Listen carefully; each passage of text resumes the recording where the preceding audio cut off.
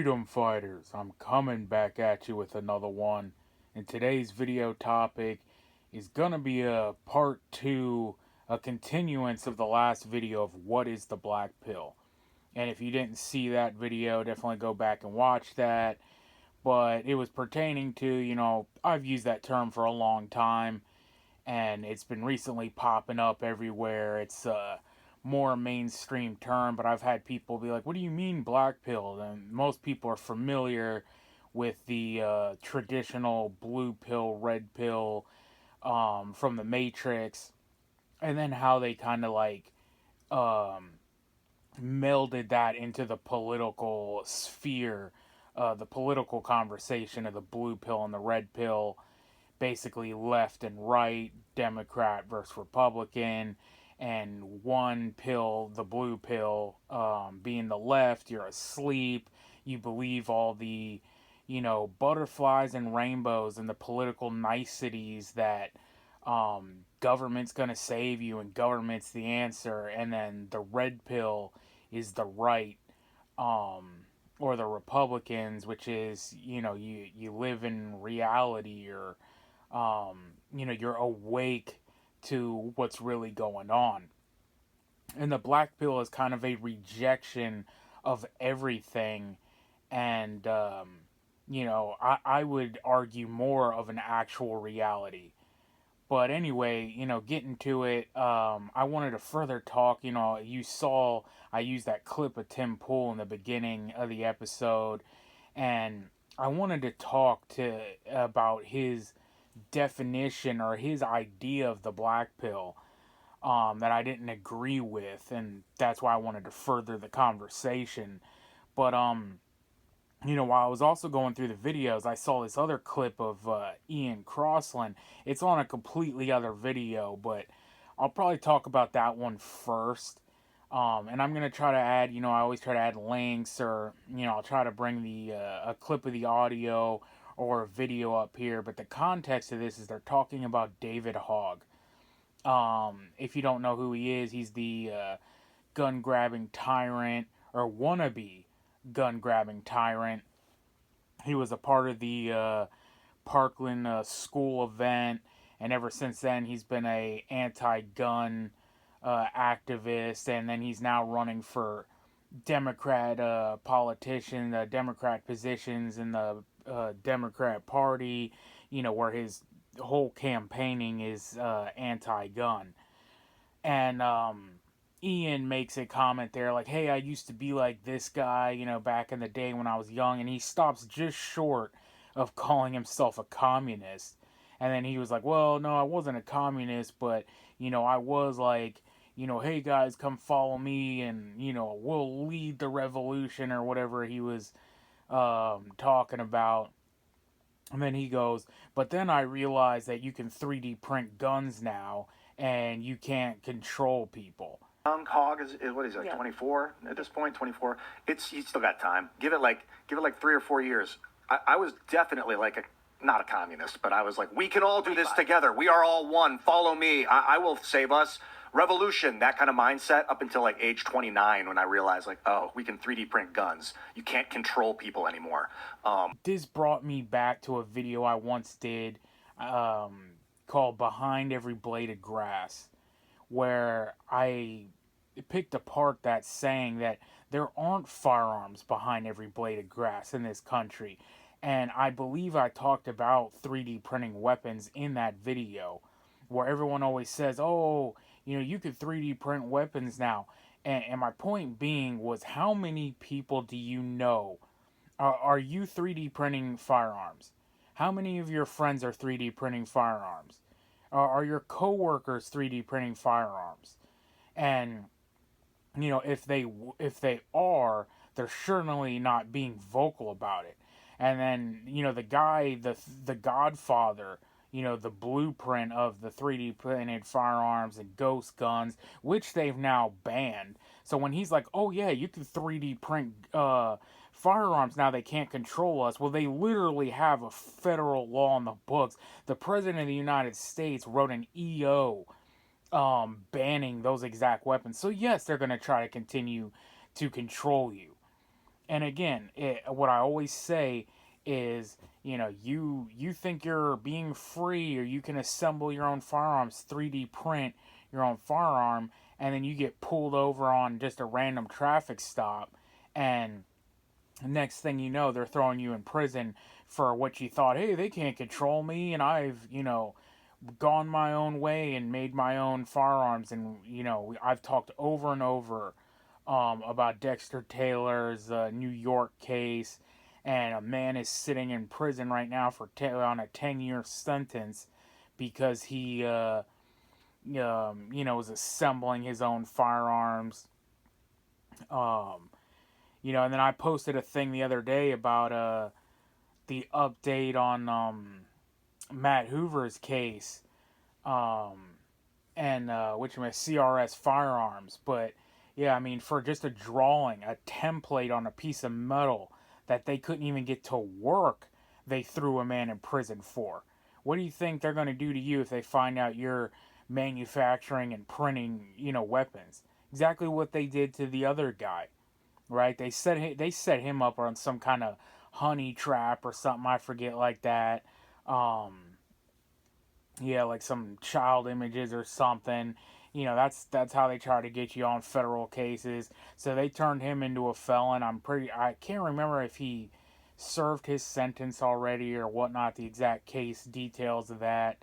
But, and this is the same argument that the Buttcoin boys make, right? It was always when Bitcoin came out, it's like, oh, we've just freed ourselves. This is the political freedom of the, blockchain digital currency solution, and, it can't be controlled, and, it's all on the blockchain, and all this. And then it turned out that's a falsity. And all these guys continue to push this narrative. All the Bitcoin bros, I call them the butt bros, the Buttcoin bros. Bitcoin this and Bitcoin's the future and they can't track Bitcoin, yet they pay taxes on it every year because they know it's being tracked and traced. They know it's traceable. And for the people who really made it, who actually made large income, you can't spend that kind of money without people knowing about it, right? Like, you're working, whatever your normal job, and then you're buying a yacht and a Lambo. You don't think they're going to come asking where that money's from?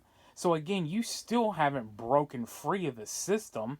They're still coming for theirs. They're still coming to take from what you made out of thin air on your investment on some meme coin, something you never thought was gonna become anything, and it did. And then the government, the mob comes to extort you from it. And again, yeah, what if you chose to defend yourself with your 3D printed ghost guns? The media would portray you as the most, criminal, insane, who knows? You would be a villain, like John, like what they did with John McAfee, right? You try to live free, and they will demonize you, destroy your image, and throw you in prison or take you out. There is none of this like, oh yeah, we have the keys to freedom now. But anyway, man, that's talking about Ian's clip. I want to get on Tim Pool's, definition of the black pill. So if you went back and saw that video or saw the clip that I used, I'll probably insert it again here. But he's like, but this is what I don't like about the black pill is these black pillars, they just want to roll over and die. He they don't want to do anything. They see a storm coming, and it's like, oh, the tornado's coming. Oh, we're just dead. And he's like, no, man, get into the cellar. This is what I don't like about the black pill. Just because we can predict that a storm is going to happen doesn't mean it's like, I guess it's done and we lay down. Imagine if you're outside and they're like, oh, a tornado's coming. It's like, well, I guess I die. It's like, what are you talking about? Get in the cellar. Do something to prepare for this. And then when the storm passes, you get to work. And I'm like, that's not a good analogy, because that is the black pill would be essentially is the storm is coming, it's going to destroy the town or whatnot, and you know the reality. This is going to be a devastating storm, and I need to get into the cellar and take refuge from the storm. It's not just roll over and die. And that's the problem. People see the black pill, and saying, it that there's, just because you think there's no solution doesn't mean that it's just roll over and die. It's quite the opposite. It's preparing for the opposite of, what they're saying, basically. You're not falling for either of the narratives, and you're like, and again, Tim Pool's the Civil War guy. That is the black pill. Is that, yet he advocates, for the voting and the political solutions, yet he always acts like a civil war is coming, because he realizes it's not working and it's coming to a head. And again, that's my position on it. I've said over and over, and I'm not, the disclaimer, I'm not inciting, encouraging, supporting any of, a civil war or violent, illegal actions or anything. It's just my opinion that it's going to eventually come to that head, and that's what you need to get ready for. And we talked in a couple videos back about the political theater, and Marjorie Taylor Greene and a lot of prominent politicians and conservative influencers and stuff, like asking, where is this going, and why is nothing happening, and why Elon Musk saying we voted in the revolution, yet these judges are stopping it. If you can't get your actions done that you need, isn't a actual revolution needed? To me, that is the black pill. Is that it's all coming to a head, and it's going to become a physical conflict. You're not going to vote your way out of it.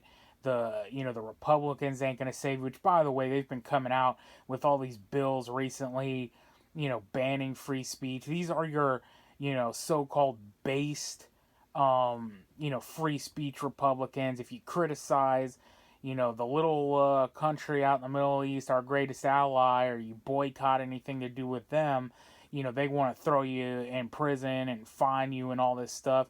That's your Republicucks. That's your cuckservatives for you. And again, nobody's coming to save you. That's what the theme of the channel's been. And it's always been, you are on your own, and you just need to get fucking ready. Because, and that is the black pill. And then also, I don't know if you saw that other news clip I used, that the feds in that leaked memo came out. Well, I can't remember if this one was a leaked memo or they put it out. But, all these terms, they said put you on a list. It was even blue pill. But I think that's because people use it as an insult. Like, no one's looking up content. Like, woke people aren't looking up, like, blue pill content, right? They don't look for it in the search box like that. Like, oh, I want nice, feel-good content. Like, where's the blue pill content creators? It's only used as an insult from the right. So even using the word blue pill gets you put on the list. Red pill, black pill. It's over was another one, which coincidentally I used in that video. And I say it all the time. Like, again, like the Titanic video I made. The ship is sinking. It's over. And, and during the voting, clown show of theater, people are like, oh, this and that, and I'm just like, it doesn't even matter. And now you're seeing the fruits of that. Your guy got in, Orange Man was supposed to change it all, and change the landscape and all that, and you're realizing he ain't gonna save it, and it's coming to an end. But man, let me know what you guys think about it. What do you think of these two clips? Do you have anything else to add to the, the black pill conversation? I'm sure we'll have more of these because, as time goes, it's just going to keep getting worse before it gets worse. So on that note, you know what it is, man. Until the next one, we are on our own. Nobody's coming to save us. So get right with God, because only God can save you. Freedom fighters out.